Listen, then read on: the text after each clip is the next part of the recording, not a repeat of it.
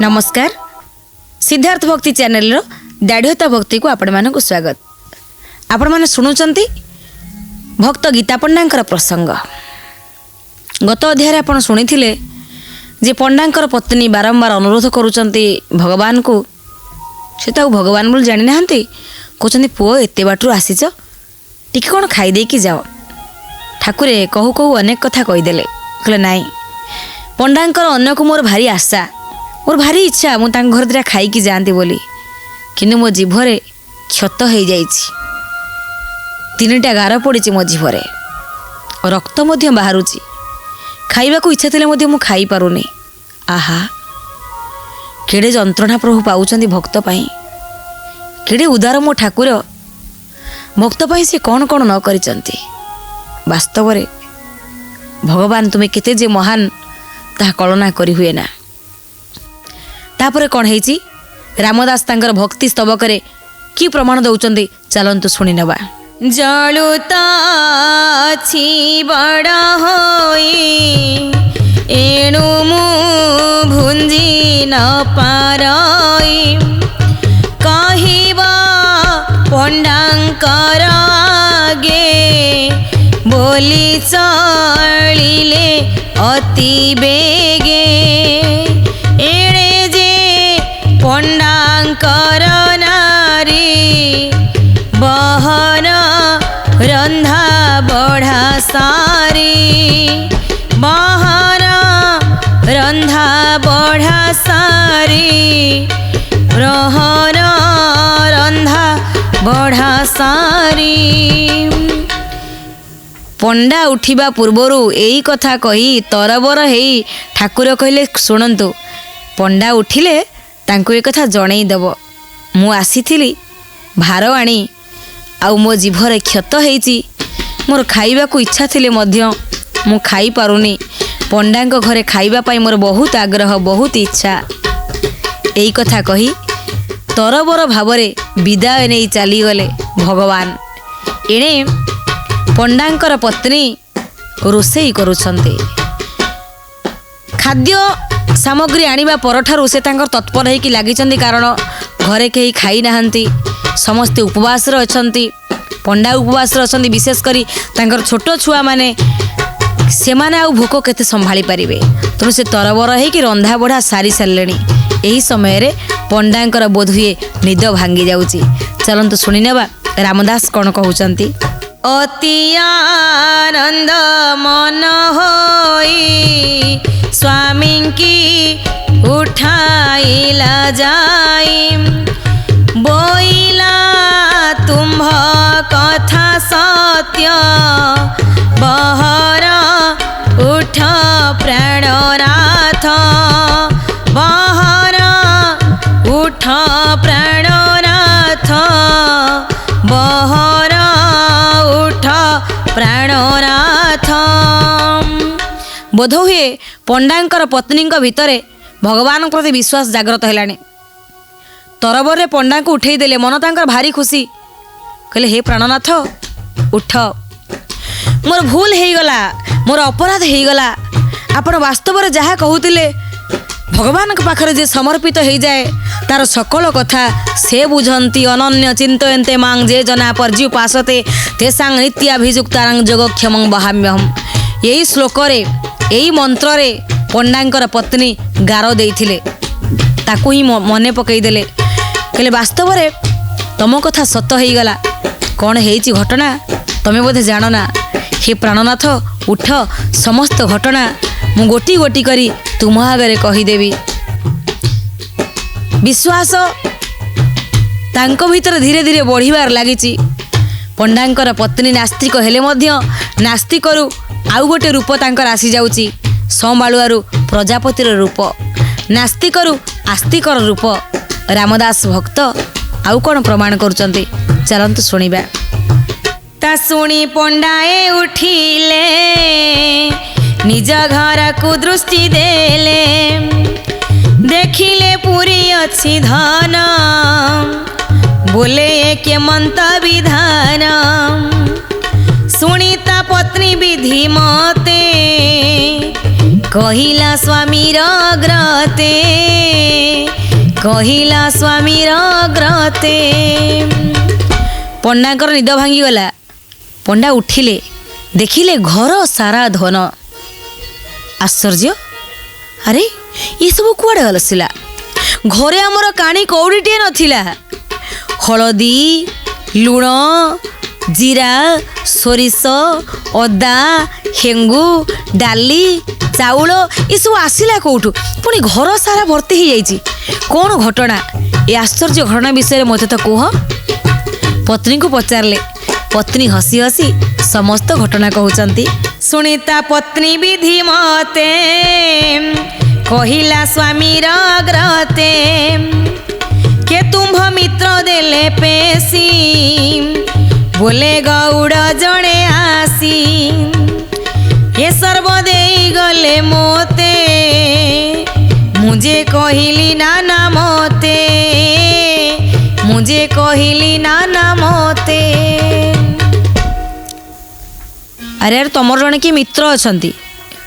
ସେ ମିତ୍ର ଜଣେ ଗଉଡ଼କୁ ଆମ ଘରକୁ ପଠାଇଥିଲେ। ସେ ଗଉଡ଼ ଏସବୁ ଧନ ସମ୍ପତ୍ତି, ଏସବୁ ଖାଦ୍ୟ ସାମଗ୍ରୀ ସବୁ ସେ ହିଁ ଆଣିକି ଆସିଛନ୍ତି। ଆମ ଘରେ ରଖିଲା ସେ ପିଲାଟି। ଯେତେ ଗୋଟିଏ ଭାରର ଜିନିଷ ଘର ସାରା ପୁରିଗଲା। ଆଉ ଗୋଟେ ଭାର କେଉଁଠି ରଖିବି ମୁଁ ଜାଗା ଜାଣିପାରିଲିନି। ବହୁ କଷ୍ଟରେ ଭାରତକ ରଖିଲି। ପିଲାଟି କେତେ ଖରା ତରରେ ଆସିଥିଲା। ତାକୁ ମୁଁ ଖାଇବା ପାଇଁ ବହୁତ ବାଧ୍ୟ କଲି, ଛାଡ଼ିଲିନି। ହେଲେ ସେ ପିଲା ମୋତେ କ'ଣ କହିଲା ଜାଣିଛ? ରାମଦାସ କ'ଣ କହିଲେ? ଚାଲନ୍ତୁ ଶୁଣିବା। ଅନ୍ନ ଭୋଜନ କରି ଯିବ ତା ଶୁଣି ବୋଇଲେ ମୋ ଜିଭ। ଘାତ ହୋଇଛି 3 ଖଣ୍ଡ କହିବା ଶକ୍ତି ନାହିଁ ତୁଣ୍ଡ। ପୁଣି ଯେ ବହୁଛି ରୁଧିର ଭୁଞ୍ଜିବା ଶକ୍ତି ନାହିଁ ମୋର। ମୁଁ ଯେତେବେଳେ କହିଲି ବାବାର ତମେ ଖାଇଦେଇକି ଯିବ, ସେ ପିଲା କହିଲା ଖାଇବାକୁ ଶ୍ରଦ୍ଧା, ହେଲେ ମୁଁ ଅନ୍ନ ଭୁଞ୍ଜି ପାରିବିନି, ମୁଁ ଖାଇପାରିବିନି ଖାଦ୍ୟ। କାହିଁକି ନା ମୋ ଜିଭରେ କ୍ଷତ ହେଇଯାଇଛି। ସେ କ୍ଷତରୁ ରକ୍ତ ବହୁଛି। ମୋତେ ଭୋକ ହେଲେ ମଧ୍ୟ ମୁଁ ଖାଇପାରିବିନି। ପ୍ରଭୁଙ୍କର ଏ ବିକଳ ଅବସ୍ଥା ଆଜି ତାଙ୍କର ଭକ୍ତଙ୍କର ପତ୍ନୀଙ୍କ ପାଇଁ, ଭକ୍ତ ପାଇଁ ସେ କ'ଣ ନ କରିଛନ୍ତି। ଶ୍ରୀବତ୍ସ ବ୍ରାହ୍ମଣ ପଦାଘାତ କରିଦେଲା, ପାଦକୁ ଆଉଁସି ଦେଲେ। ଆହା, ମୋ ଭକ୍ତକୁ କେତେ ଆଘାତ ହେଇଥିବ, ମୋ ଭକ୍ତକୁ କେତେ କଷ୍ଟ ହେଇଥିବ। ଭୃଗୁ ମହର୍ଷି ତାଙ୍କର ପାଦକୁ ମଧ୍ୟ ସ୍ପର୍ଶ କରିଦେଲେ। ଭୃଗୁ, ଆପଣଙ୍କ ପାଦକୁ କେତେ କଷ୍ଟ ହେଇଥିବ। ଏଇ ହେଉଛନ୍ତି ସେଇ ଠାକୁର, ସାରା ବିଶ୍ୱର କୀଟ ଠାରୁ ବ୍ରହ୍ମ ପର୍ଯ୍ୟନ୍ତ ସମସ୍ତଙ୍କ କଥା ଯିଏ ଚିନ୍ତା କରନ୍ତି, ସମସ୍ତଙ୍କ ଭାବନାକୁ ଯିଏ ବୁଝିପାରନ୍ତି, ସମସ୍ତଙ୍କର କେବଳ କଲ୍ୟାଣ ହିଁ କଲ୍ୟାଣ କରନ୍ତି। ଯାହା ଅମଙ୍ଗଳ ବୋଲି ଆମେ କହୁ, ତାର ଅନ୍ତରାଳରେ ମଙ୍ଗଳ ଫଳକୁ ସେ ରଖିଥାନ୍ତି। ଯେଉଁ ଅମଙ୍ଗଳ ଗୀତା ପଣ୍ଡାଙ୍କ ଭାଗ୍ୟରେ ଆସିଥିଲା, ସେଇ ଅମଙ୍ଗଳଟାକୁ ଭଗବାନ ସିନା ମଙ୍ଗଳ କରିଦେଲେ। ହେଲେ ଭଗବାନଙ୍କ ଜିଭରେ ଯେଉଁ ଗାର, ସେ ଗାର କ'ଣ ଏତେ ସହଜରେ ଲିଭିଯିବ? କ'ଣ କହୁଛନ୍ତି ଭକ୍ତ ରାମଦାସ? ଚାଲନ୍ତୁ ଶୁଣିବା। କହିବ ପଣ୍ଡାଙ୍କ ଗ୍ରତେ ଦୟା ଯେ କରିଥିବେ ମୋତେ। ବୋଲି ବହନ ଗଲା ଚଳି ଯେସନେ ଝଟକ ବିଜୁଳି। ଯେସନେ ଝଟକ ବିଜୁଳି। ମୋତେ କହିଲା ପଣ୍ଡାଙ୍କୁ କହିବ ମୋ ଜିଭରୁ ରକ୍ତ ବାହାରୁଛି, ମୁଁ ଖାଇପାରିବିନି। ଆଉ ସିଏ ମୋ ପ୍ରତି ଟିକେ ଦୟା କରିଥିବେ, ମୋତେ ସବୁବେଳେ ମନେ ପକାଉଥିବେ। ଏଇ କଥା ତ କହି ବିଜୁଳି ଭଳିଆ କୁଆଡ଼େ ଚାଲିଗଲା, ମୁଁ ଆଉ ପାଇଲିନି। ପଣ୍ଡା କହିଲେ ତମେ ଏତେ ଭାଗ୍ୟବତୀ। ପଣ୍ଡା ଜାଣିଲି ଆଉ କେହି ନୁହନ୍ତି। ସେଇ ଶ୍ଲୋକରେ 3 ଗାର, ପ୍ରଭୁଙ୍କ ଜିଭରେ 3 ଗାର ପଡ଼ିଗଲା। ମୁଁ କହୁଛି, ଆରେ ଦୁଷ୍ଟା ନାରୀ ତୁ ଏମିତି କରନା। ମୋ ପ୍ରଭୁଙ୍କ ଜିଭରେ କ୍ଷତ ହେଇଗଲା। ମୋ ପ୍ରଭୁ ନିଜେ ଖାଇପାରୁନାହାନ୍ତି, ହେଲେ ମୋ ପାଇଁ ସେ ଖାଇବା ଧରି ମୋ ଘରକୁ ଚାଲି ଆସିଛନ୍ତି, ମୋ ସ୍ତ୍ରୀ ପିଲା ମୁଖରେ ଆହାର ଦେବା ପାଇଁ। କେଡ଼େ ମହାନ ତୁମେ ଈଶ୍ୱର, କେଡ଼େ ଦୟା ତୁମର, କେଡ଼େ କୃପା ତୁମର। ଦର୍ଶକ ବନ୍ଧୁ, ଗୀତା ପଣ୍ଡାଙ୍କର ପତ୍ନୀ ଜଗନ୍ନାଥଙ୍କୁ ଦେଖିଲେ, କିନ୍ତୁ ଗୀତା ପଣ୍ଡା ଦେଖିପାରିଲେନି। ମୁଣ୍ଡରେ ହାତ ପିଟି ଦେଲେ, କହିଲେ ପ୍ରଭୁ ତମେ ଏଇଠି ଆସି ମୋତେ ଦେଖା ନ ଦେଇ ଚାଲିଗଲ। ଏ ଭକ୍ତ ମୁହଁ ଦେଖିବାକୁ କ'ଣ ତୁମର ଇଚ୍ଛା ହେଲାନି, ମନ ହେଲାନି, ଘୃଣା ଲାଗିଲା? ତୁମକୁ ମୁଁ ଏତେ ଯନ୍ତ୍ରଣା ଦେଇଛି ବୋଲି, ମୋ ପାଇଁ ତୁମେ କଷ୍ଟ ସହୁଛ ବୋଲି? ଅନେକ ଅଭିମାନ କଲେ ଗୀତା ପଣ୍ଡା। ଭକ୍ତ ପାଇଁ କ'ଣ ନ କରିପାରନ୍ତି ସେ। ଚାଲନ୍ତୁ ଭକ୍ତ ରାମଦାସ ତାଙ୍କ ଏ ଭକ୍ତି ଗୀତିକାରେ କ'ଣ ପ୍ରମାଣ କରୁଛନ୍ତି ଶୁଣିନେବା। ପତ୍ନୀ ତାଙ୍କର କହୁଛନ୍ତି ଯେ ତରବର ହେଇ ସେ ଚାଲିଗଲେ, ଖାଲି ମୋତେ ଏତିକି କହିଲେ ଯେ ପଣ୍ଡାଙ୍କୁ କହିବ ମୋ ଜିଭରେ କ୍ଷତ ହେଇଛି, ମୁଁ ଖାଇପାରିବି ନାହିଁ, ଆଉ ସିଏ ମୋତେ ମନେ ପକାଉଥିବେ, ମୋ ପ୍ରତି ଦୟା କରୁଥିବେ। ଏଇ କଥା କହି ବିଜୁଳି ଭଳି କୁଆଡ଼େ ମୁହୂର୍ତ୍ତକ ଭିତରେ ଚାଲିଗଲେ ଯେ ମୁଁ ଆଉ ଜାଣିପାରିଲିନି। ସେତେବେଳକୁ ଗୀତା ପଣ୍ଡା ଅନୁମାନ କରିସାରିଲେଣି। କ'ଣ କହୁଛନ୍ତି ରାମଦାସ, ଚାଲନ୍ତୁ ଶୁଣିବା। ଦେଖି ମୁଁ ହେଲି ଆଚମ୍ବିତ, ବୁଝାଏ କେବଳ ଚରିତ। ଏମନ୍ତ ଶୁଣି ପଣ୍ଡା ହୃଦେ ବୁଡ଼ିଲେ ଆନନ୍ଦ ସମୁଦ୍ରେ, ବୁଡ଼ିଲେ ଆନନ୍ଦ ସମୁଦ୍ରେ, ବୁଡ଼ିଲେ ଆନନ୍ଦ ସମୁଦ୍ରେ। ପତ୍ନୀ ବିଚଳିତ ହେଇଗଲେ। ଇଏ କି ଚରିତ, କି କଥା, କି ଆଚମ୍ବିତ କଥା ମୁଁ କିଛି ବୁଝିପାରିଲିନି। କିନ୍ତୁ ଗୀତା ପଣ୍ଡା ବୁଝିଦେଲେ। ଆଉ ବୁଝିବା ସମୟରେ ସିଏ ଆନନ୍ଦ ସମୁଦ୍ରରେ ବୁଡ଼ିଗଲେ। ସେଥିପାଇଁ ଭଗବାନଙ୍କୁ କୁହାଯାଏ ସତ୍ ଚିତ୍ ଆନନ୍ଦ, ଯିଏ ହେଉଛନ୍ତି ପରମ ସତ୍ୟ। ସତ୍ୟ କ'ଣ? ଯାହା ଆଜି ବା ଗତକାଲି ଏବଂ ଆସନ୍ତାକାଲି ପ୍ରତ୍ୟେକ ମୁହୂର୍ତ୍ତରେ ପ୍ରତ୍ୟେକ ସମୟରେ ସମାନ ଅବସ୍ଥାରେ ରୁହନ୍ତି, ସିଏ ହେଉଛନ୍ତି ସତ୍ୟ। ଯିଏ ଅପରିବର୍ତ୍ତିତ ସିଏ ହେଉଛନ୍ତି ସତ୍ୟ, ଆଉ ଯିଏ ପରିବର୍ତ୍ତିତ ସିଏ ହେଉଛି ମିଥ୍ୟା, ସିଏ ହେଉଛି ମାୟା, ସିଏ ହେଉଛି ପ୍ରକୃତି। ଆଉ ପୁରୁଷ ସଦା ସର୍ବଦା ଅପରିବର୍ତ୍ତିତ, ଆଉ ସେ ହିଁ ସତ୍ୟ। ସେଥିପାଇଁ ଜଗଦ୍ଗୁରୁ ଆଦି ଶଙ୍କରାଚାର୍ଯ୍ୟ କହିଲେ ବ୍ରହ୍ମ ସତ୍ୟ, ବ୍ରହ୍ମ ଅପରିବର୍ତ୍ତିତ, ବ୍ରହ୍ମ ସ୍ଥିର, ଆଉ ଚିତ୍ ଚେତନା, ଦିବ୍ୟ ଚେତନା, ଯେଉଁ ଚେତନା ସୃଷ୍ଟି ସ୍ଥିତି ପ୍ରଳୟର କାରଣ ରୂପରେ ସାରା ବ୍ରହ୍ମାଣ୍ଡରେ ବ୍ୟାପ୍ତ। ସତ୍ ଚିତ୍ ଆଉ ଗୋଟେ ଶବ୍ଦ ହେଉଛି ଆନନ୍ଦ, ଯିଏ ସବୁବେଳେ ଆନନ୍ଦମୟ। ଯାହାଙ୍କୁ ମନନ କଲେ ଭକ୍ତ ଆନନ୍ଦିତ ହୁଏ, ଚିନ୍ତନ କଲେ ଭକ୍ତ ଆନନ୍ଦିତ ହୁଏ, ତାଙ୍କର ନାମ କୀର୍ତ୍ତନ କଲେ ଆନନ୍ଦିତ ହୁଏ। ସିଏ ହେଉଛନ୍ତି ଆନନ୍ଦର ରୂପ। ଆଜି ସେଇ ଆନନ୍ଦ ସମୁଦ୍ର ଭିତରେ ଗୀତା ପଣ୍ଡା ବୁଡ଼ିଗଲେ। ଯେଉଁ ଆନନ୍ଦ ଭିତରୁ ସିଏ ଚାହିଁଲେ ମଧ୍ୟ ବାହାରକୁ ଆସିପାରୁନାହାନ୍ତି। ମୋର ଆଉ କିଛି ଆବଶ୍ୟକ ନାହିଁ, ମୋର ଭଗବାନଙ୍କର ପରମ ପଦ ବ୍ୟତୀତ ତାଙ୍କର ବିଶ୍ୱ ବିମୋହନ ରୂପ ଦେଖିବା ପରଠାରୁ ମୋର ଆଉ ଦୁନିଆରେ କୌଣସି ଜିନିଷ ଆବଶ୍ୟକ ନାହିଁ। ଏମିତି କୁହୁକ ତା ଭିତରେ ଅଛି, ଏମିତି କୁହୁକକୁ ନେଇ, ଏମିତି ମୋହନ ସମ୍ମୋହନ ଶକ୍ତିକୁ ନେଇ ଭଗବାନ ତିଆରି ହେଇଛନ୍ତି ଯେ ତାଙ୍କଠାରୁ କେହି ମୁହଁ ଫେରାଇ ପାରିବେନି। ଆପଣଙ୍କର କ'ଣ ଆସିବ? ଶ୍ରଦ୍ଧା ଆସିବ, ଆପଣଙ୍କୁ ଭଲ ଲାଗିବ। ତାର କିଛି ଦିନ ପରେ ଭକ୍ତି ଉଦ୍ରେକ ହେବ। ଭକ୍ତି ଆସୁ ବା ନ ଆସୁ, ସେଇ ଶ୍ରଦ୍ଧା ବି ତ ଅନେକ କଥା, ଆଉ ସେଇ ଗୋଟିଏ ମୁହୂର୍ତ୍ତ ହିଁ ଆପଣଙ୍କର ଆନନ୍ଦ। ଆଉ ଯେଉଁମାନେ ମୁନି ଋଷିମାନେ ତପସ୍ୟା କରନ୍ତି, ଅହରହ ତାଙ୍କୁ ଚିନ୍ତା କରୁଛନ୍ତି, ତାଙ୍କର କ'ଣ ସେ ଜାଗାରୁ ଫେରିବାକୁ ଇଚ୍ଛା ହେଉଥିବ କି? କେବେ ନୁହଁ। ସେମାନେ ସେଇ ଆନନ୍ଦ ପାଇଁ ନା ଖାଦ୍ୟ ଗ୍ରହଣ କରନ୍ତି, ନା ଜଳ ଗ୍ରହଣ କରନ୍ତି। ତାଙ୍କ ଶରୀରକୁ ସେମାନେ ଚାହାନ୍ତିନି, କେବଳ ସେଇ ଆନନ୍ଦକୁ ଅନୁଭବ କରିବା ପାଇଁ। ଆଉ ସେ ଆନନ୍ଦକୁ ଥରେ ଅନୁଭବ କଲା ପରେ ଆଉ ପଛକୁ ଚାହିଁବାକୁ ଇଚ୍ଛା ହୁଏ ନାହିଁ। କିନ୍ତୁ ଆମେ ଏକ ଅପହଞ୍ଚ ଇଲାକାରେ ଅଛେ, ଯେଉଁଠି ଭଗବାନ ଚାହିଁଲେ ମଧ୍ୟ ଆମେ ତାଙ୍କ ପାଖକୁ ଯାଇପାରୁନା।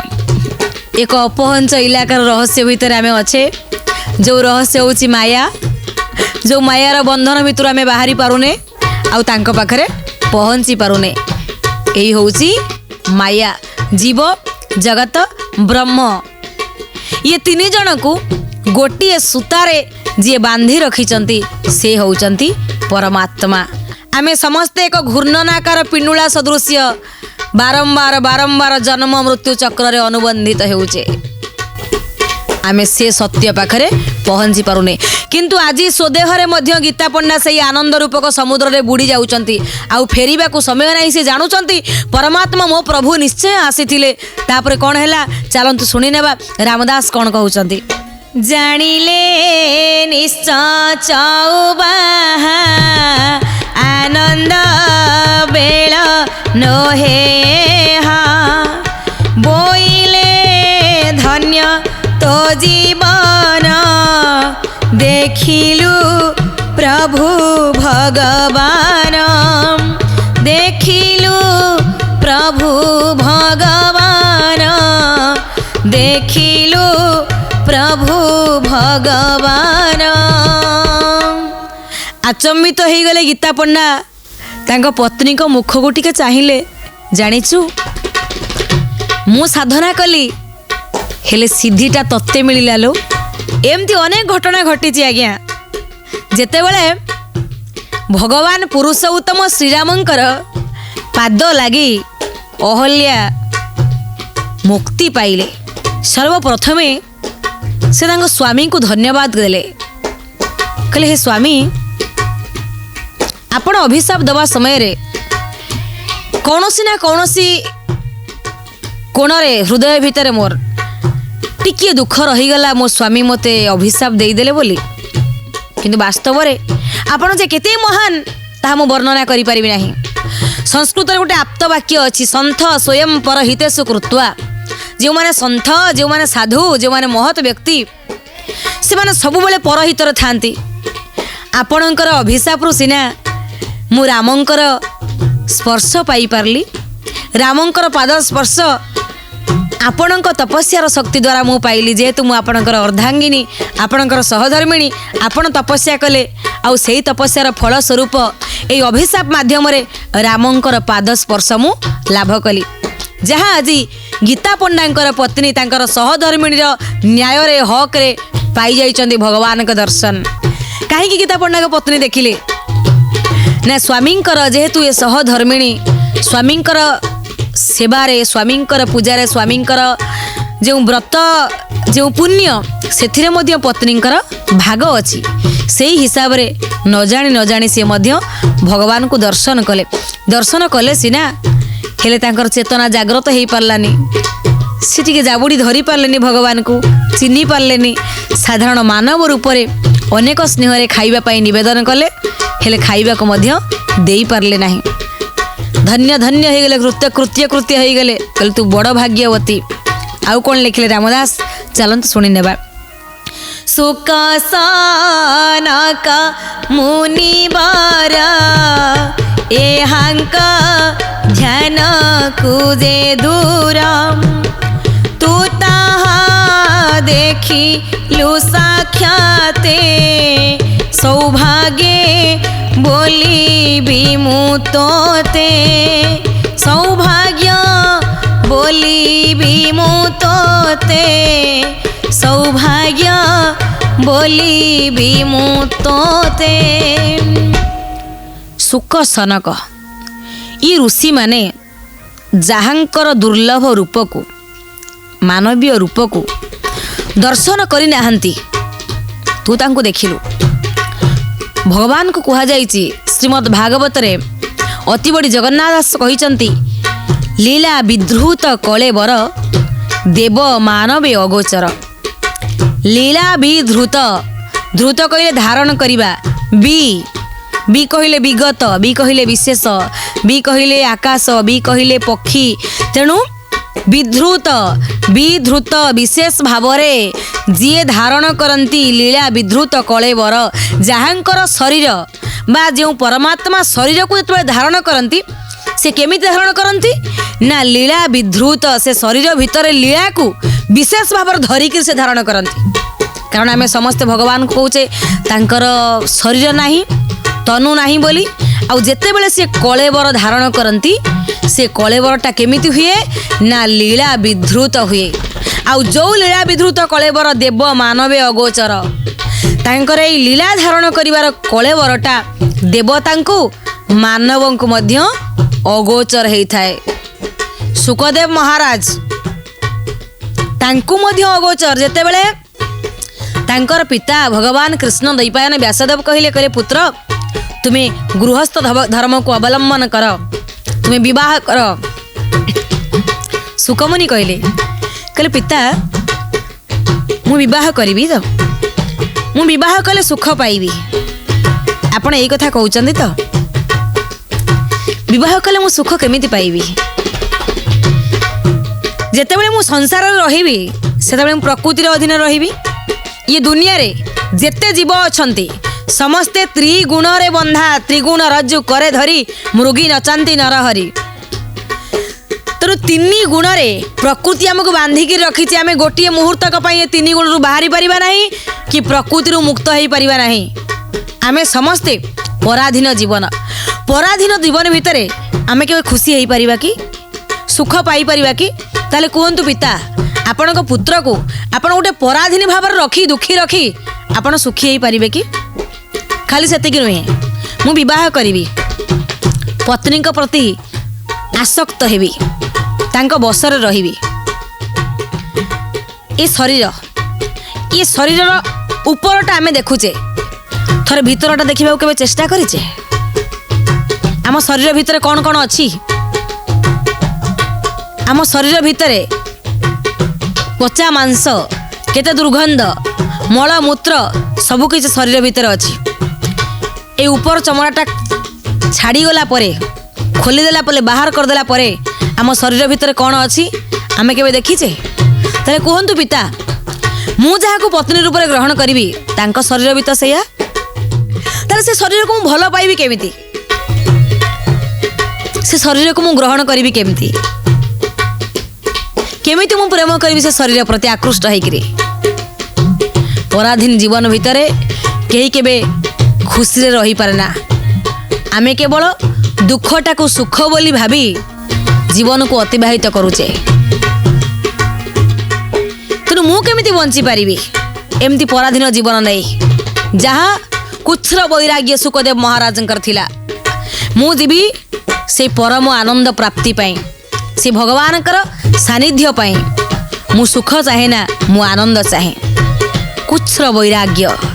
ଆଜି କହୁଛନ୍ତି ଗୀତା ପଣ୍ଡା, ହେ ସୌଭାଗ୍ୟବତୀ, ଯାହାଙ୍କର ପଦକୁ, ଯାହାଙ୍କର ଲୀଳା ବିଧୃତ କଳେବରକୁ ସୁଖ ସନକ ପାଇନାହାନ୍ତି, ତୁମେ ଆଜି ତାଙ୍କୁ ଦର୍ଶନ କଲ, ତାଙ୍କୁ ସ୍ପର୍ଶ କଲ, ତମେ କେତେ ମହାନ। ଏଇଥିରୁ ସ୍ପଷ୍ଟ ପ୍ରମାଣିତ କ'ଣ ହେଉଛି? ଟିକେ ସରଳ ହେଇଯାଆନ୍ତୁ, ଟିକେ ସାଧା ସିଧା ହେଇଯାଆନ୍ତୁ। ଭଗବାନ କେତେବେଳେ ଆକସ୍ମିକ ଭାବରେ ଆସିବେ ତାହା କେହି ଜାଣିପାରିବେ ନାହିଁ। ଯେଉଁ ଭାଗ୍ୟ ଥିଲା ଗୀତା ପଣ୍ଡାଙ୍କର ପତ୍ନୀଙ୍କର, ଆଉ ଗୀତା ପଣ୍ଡା ସେ ଭାଗ୍ୟକୁ ପାଇଲେ ନାହିଁ। ସରଳତା ଆଉ ନିଷ୍କପଟତା ହିଁ ଆମକୁ ଭଗବାନଙ୍କ ପାଖରେ ପହଞ୍ଚେଇ ପାରେ। ଯୋଗ ମାର୍ଗରେ ଆମେ କେତେ ଦିନ ଭଗବାନଙ୍କ ଉପରେ କେତେ କେତେ କେତେ କେତେ ବର୍ଷ ବର୍ଷ ପର୍ଯ୍ୟନ୍ତ ଦର୍ଶନ କଲା ପରେ ମଧ୍ୟ, ଧ୍ୟାନ କଲା ପରେ ମଧ୍ୟ ତାଙ୍କ ସାନ୍ନିଧ୍ୟ ମିଳେ ନାହିଁ। ଗୋଟିଏ ମୁହୂର୍ତ୍ତରେ ସରଳତା ଆଜି ଗୀତା ପଣ୍ଡାଙ୍କର ପତ୍ନୀକୁ ଭଗବାନଙ୍କ ଦର୍ଶନ କରେଇ ଦେଇଛି। ଦର୍ଶକ ବନ୍ଧୁ, ତାପରେ ଗୀତା ପଣ୍ଡା କ'ଣ କହୁଛନ୍ତି ଭଗବାନଙ୍କର ଦିବ୍ୟ ଚରିତ ଆପଣ ତ ନିଶ୍ଚିତ ଜାଣିବେ, କିନ୍ତୁ ବର୍ତ୍ତମାନ ସମୟ ହେଇଯାଇଛି। ଏ ଅଧ୍ୟାୟକୁ ଆମେ ଏଇଠି ରଖିବା। ପରବର୍ତ୍ତୀ ପର୍ଯ୍ୟାୟରେ ପୁଣି ଏ କଥାମୃତକୁ ଆମେ ଏଇ ଜାଗାରୁ ହିଁ ଆରମ୍ଭ କରିବା। ବର୍ତ୍ତମାନ ପାଇଁ ବିଦାୟ, ନମସ୍କାର।